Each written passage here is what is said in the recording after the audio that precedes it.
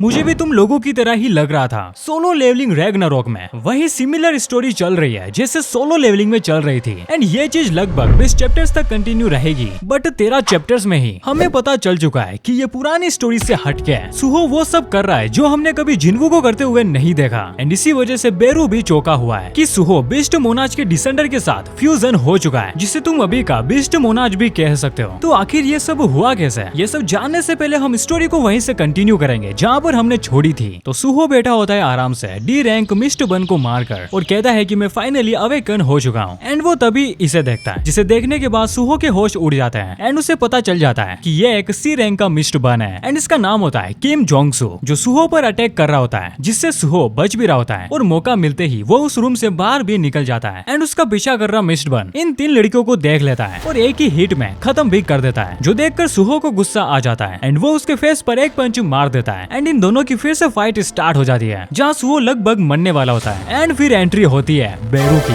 जो कुछ सेकेंड्स में इसे एंड जो भी था उन सभी को खत्म कर देता है और सुहो को बचा लेता है। एंड सुहो को वो सब बता देता है जो उससे जानना चाहे था, जैसे उसके पिता कहाँ है एंड उसके पास किस लेवल की पावर है। बट यहाँ एक चीज किसी को भी नहीं पता थी, आखिर सुहो की माँ चाहिन कहाँ है, क्योंकि जिन्वू उन्हें लेकर नहीं गया तो इसके पीछे जरूर इटारिम होंगे जिनसे जिन्वू आउटर स्पेस में लड़ रहा है। एंड इसी वजह से सुहो सोचता है उसे अपनी माँ को खुद ढूंढना होगा एंड इसके लिए उसे सबसे पहले स्ट्रॉन्ग बनना होगा। तभी उसे रियलाइज होता है कि बेरू तो इतना छोटा तो नहीं था। एंड फिर बेरू इसकी एक्सप्लेनेशन देता है कि उसने काफी सारी डायमेंशंस में फास्ट ट्रैवल किया है, जिस वजह से उसकी माना खर्च हो चुकी है एंड वो अब इतना छोटा सा हो चुका है एंड उसकी माना तेजी से रिकवर नहीं हो पा रही है, क्योंकि जिन्वू कई सारी डायमेंशंस दूर है एंड इसी वजह से वो ऐसा बन चुका है। जिसके बाद वो सुहो को शैडो डेंजन की की देता है एंड कहता है कि तुम्हें इस जगह के मॉन्स्टर्स को मारकर लेवल अप करना होगा, जैसा कि जिन्वू करता भी है। जिसके बाद बारी आती है बेरू को वापस नॉर्मल करने की एंड उसके लिए उसे जाना पड़ेगा डेंजन्स में, जहाँ वो डेंजन मॉन्स्टर्स को मारकर बेरू को कंज्यूम करने के लिए देगा, जिससे बेरू की माना पावर बढ़ेगी। एंड बेरू चाहे तो सीधा माना क्रिस्टल खा सकता है, बट डेंजन्स में जाने के लिए उसे जरूरत होगी हंटर लाइसेंस की, जिसमें सुहो को यकीन था कि वो एक एस रैंक हंटर होगा एंड उसकी रैंक आती है ई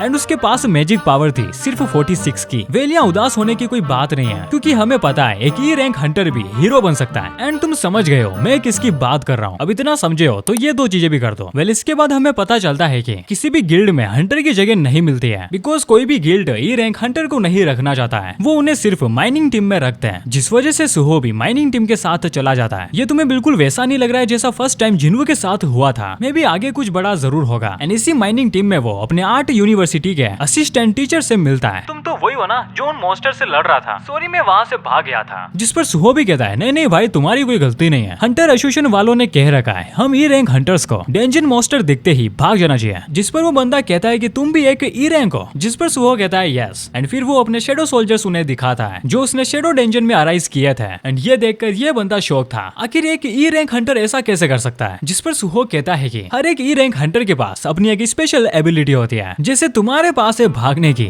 सुहो टोन तो बहुत बढ़िया मारता है। जिसके बाद इसी डेंजन में अटैक टीम को बीस्ट मोनाज की डायमेंशन मिलती है, जिसके बीच में बीस्ट मोनाज की तलवार होती है। एंड मैं तुम्हें बता दूं ये कोई आम तलवार नहीं है, इसकी अपनी खुद की थिंकिंग है एंड इसे जो भी पकड़ता है उसे ये पोजेस कर लेती है, जैसे वो अटैक टीम के लीडर के साथ करती है, जिस वजह से उस बंदे में बीस्ट मोनाज की एक फ्रेगमेंट ऑफ पावर आ जाती है, जिससे ही वो पूरी डेंजन में तहलका मचा देता है। एंड फिर उसका एनकाउंटर होता है सुहो से एंड सुहो को इससे लड़ते वक्त काफी परेशानी आती है, बिकॉज सुहो के पास जो भी लो रैंक के वेपन्स थे वो तलवार तोड़ दी जा रही थी, जिस वजह से सुहो को अपने गॉन्टलैंड्स याद आ जाते हैं, जिस वजह से वो पास ही में मरे हुए 2 फैंगलियंस यानी कि उन भेड़ियों को अराइज कर लेता है और उन्हें गॉन्टलैंड्स में बदल देता है। तभी हमें पता चलता है कि ये शेडो एक्सटेंशन का लेवल अप वर्जन है, जिसमें वो शेडोज की फॉर्म चेंज कर सकता है। जिसके बाद वो इस बंदे का हाथ काट देता है ताकि उसके हाथों से वो ब्लेड दूर हो जिसने उसे पोजेस कर रखा है। एंड फिर हम उस ब्लेड की बात सुनते हैं। इंसान काफी लालची होता है, अब ये मुझे जैसे ही छुएगा मैं इसे पोजेस कर लूंगा।